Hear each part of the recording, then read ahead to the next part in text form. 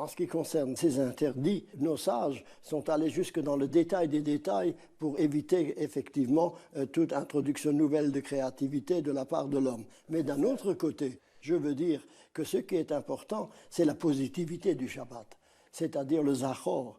Et le Zachor, c'est moins clair aujourd'hui. Ça veut dire prendre conscience que le fait que dans le Shabbat, le juif entre dans une autre dimension de vie, une autre dimension d'existence. Et par conséquent, ce qui est remarquable dans le texte que vous avez cité, que l'Éternel a créé l'Asot pour faire, c'est-à-dire pour que le monde continue.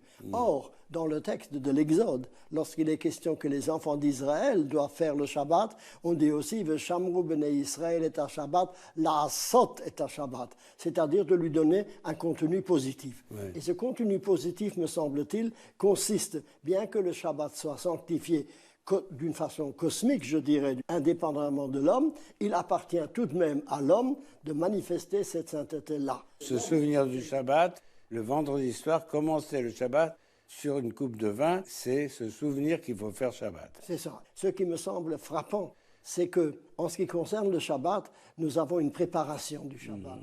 Une préparation sur laquelle la pensée chassidique a mis fortement l'accent. Je me rappelle que M. Shouchani, qui était le maître de Lévinas, disait quelque chose qui semble banal, mais qui me semble cependant assez profond.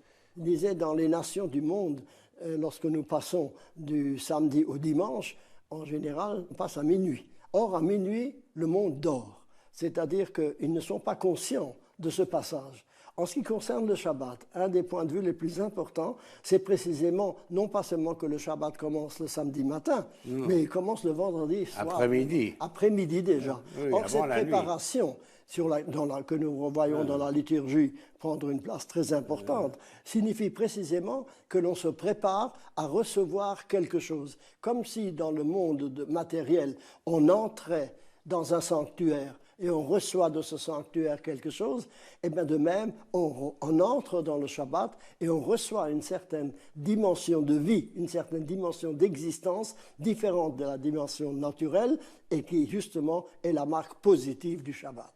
Alors,